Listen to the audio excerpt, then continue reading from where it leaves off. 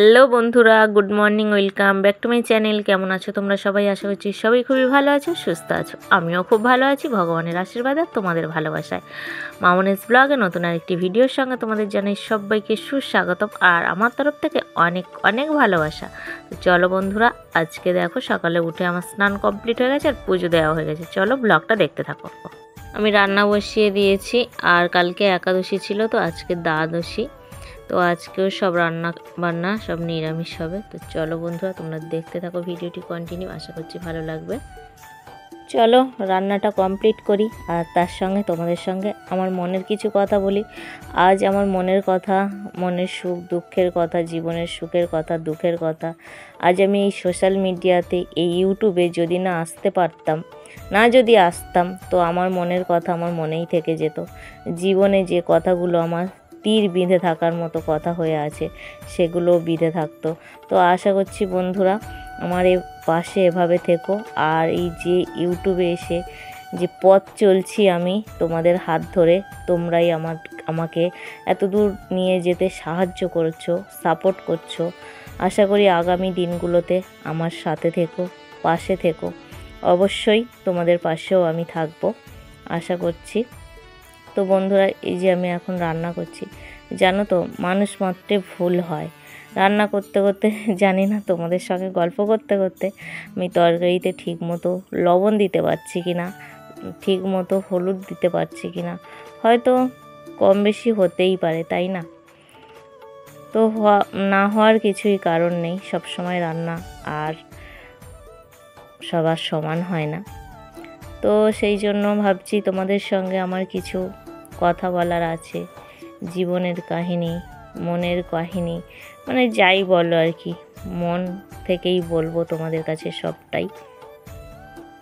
দেখো রান্নাটা আমি করছিলাম ঠিকঠাক, হঠাৎ এত পেটে ব্যথা করছে যে আমি দাঁড়িয়ে রান্নাটাই করতে পারছি না। এসে পুরো দরজা হেলান দিয়ে বসে আছি। তো এরই নাম সংসার, জানো তো বন্ধুরা। সংসার সংসার কথাটার অর্থ বিশাল বড়, জানো তো বন্ধুরা, এরই নাম সংসার। আমি তো বসে উসপাস করছি, মাম্মা মামনি আমাকে ক্যামেরা করলো যে কি হচ্ছে তোমার মা, বলছি পেট ব্যথা হচ্ছে খুব। তো বসে থাকতে থাকতে ভাবলাম একটু আমের চাটনি করি। তো চলে এলাম আম পাড়তে। দেখো এই যে গাছে, আমাদের বাড়ির কাছেই, বাড়ির দরজার সামনে আর কি, রান্নাঘরের দরজার সামনে। তো এখান থেকে আমি দেখো আম পাড়তে চলে এলাম।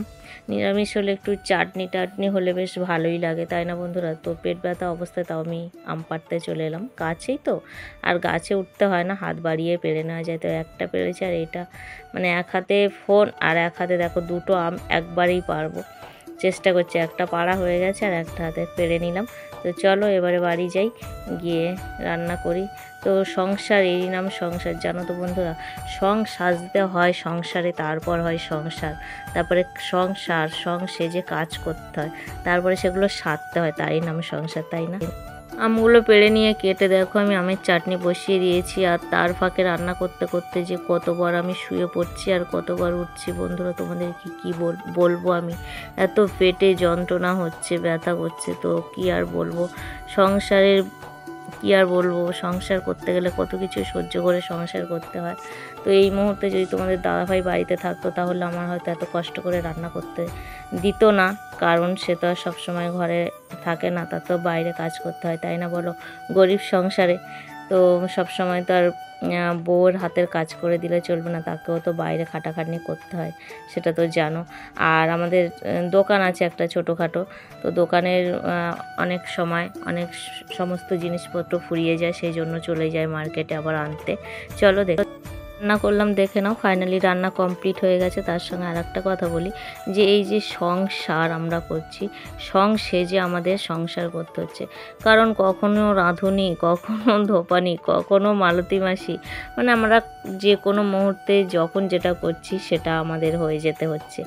তো এখন রাঁধুনি সেজে দেখো আলুর দম করে নিলাম, শাক ভাজা করলাম, আর অনেক কষ্ট করে করে রান্নাটা করলাম, আমের চাটনিও করলাম।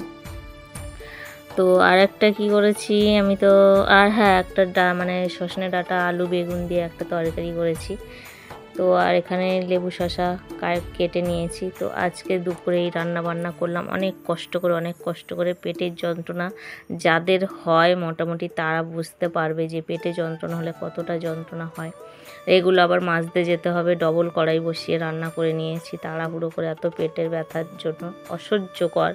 তো এবারে যাব, ওই যে মালতী মাসি হতে চলে যাব, আবার রান্নার বাসনপত্রগুলো মাজতে হবে। আর আমের চাটনি না আমি এভাবে পাতলা মতো করি, আমার খুবই ভালো লাগে এভাবে পাতলা আমের চাটনি খেতে। এখন বাজে বিকাল 4টে, আর এখন আমি দেখো আলতা পরতে বসে পড়েছি। কি কারণে বলো তো আজকে আমি আলতা পরছি? তো দুপুরে খাওয়া দাওয়া করেছিলাম আর তোমাদের সঙ্গে আমি শেয়ার করিনি বন্ধুরা, কারণ এতটা পেটে ব্যথা করছিল, আবারও বলছি, সেই জন্য আমি অনেকক্ষণ শুয়েছিলাম।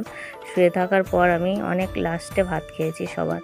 তো দেখো এখন আমি আলতা পরছি, আর এই যুগের মেয়েরা তো আমরা তো আলতা পরতে তো ভুলেই গেছি, তাই না বন্ধুরা? সচরাচর যে যুগে এখন আমি বাস করছি, এখন আমি চলছি, আমিও তো খুব একটা আলতা পরতে ভালোবাসি না।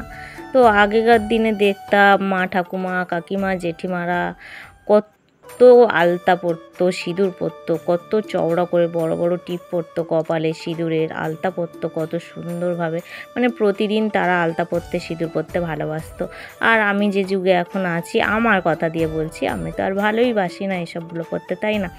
আর কি বলবো বলো তো বন্ধুরা, এখন আমরা মডার্ন যুগে আছি, তো সময়ের সঙ্গে তাল মিলিয়ে আমাদের চলতে হচ্ছে। তো দেখো তো আজকে আমার আলতা পরে কেমন লাগছে অবশ্যই তোমরা কমেন্ট বক্সে কমেন্ট করে জানিও। আর আলতা পরতে আমি খুব একটা ভালোবাসি না, তবে পুজো অনুষ্ঠান হলে তখন একটু আধটা পরি, ওই একদিন দুদিনের মতো এরকম পরি। তো সেই জন্য বলছি আগেকার দিন আর এখনকার দিন অনেক পার্থক্য, তাই না বন্ধুরা? সংসার দেখো আবার কেমন সেজে নিলাম, দেখছো তো?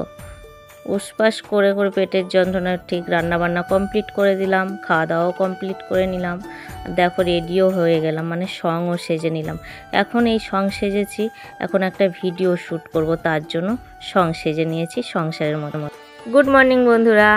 তো কালকে ব্লগটা আমি আর কন্টিনিউ করতে পারিনি, ওই যে আলতা পরে আমি বললাম না একটা ভিডিও শ্যুট করব, তো একটা ভিডিও আমি শ্যুট করেছি, তোমরা দেখতে পাবে অবশ্যই, চ্যানেলে আসে যদি তাহলে তো তোমরা দেখতে পাবে, তাই না? তো কন্টিনিউ ব্লগটা আমি মানে শেষও করতে পারিনি, কালকে ব্লগটা খুব অসুবিধাতে ছিলাম, তোমরা তো সবটাই শুনেছো আর দেখেওছো। তো আজকে ভিডিওটি তোমাদের যদি ভালো লাগে তাহলে কি করবে বলো? কি করবে তোমাদেরকে আর বলবো না, প্রতিদিন তো বলি, আজকে আর বলবো না, দেখি তোমরা কি করো। আর সকাল সকাল এটা কে এসে আমার কোলে শুয়ে পড়লো, অবশ্যই দেখতে হলে নেক্সট ব্লগ জলদি দেখতে হবে বন্ধুরা।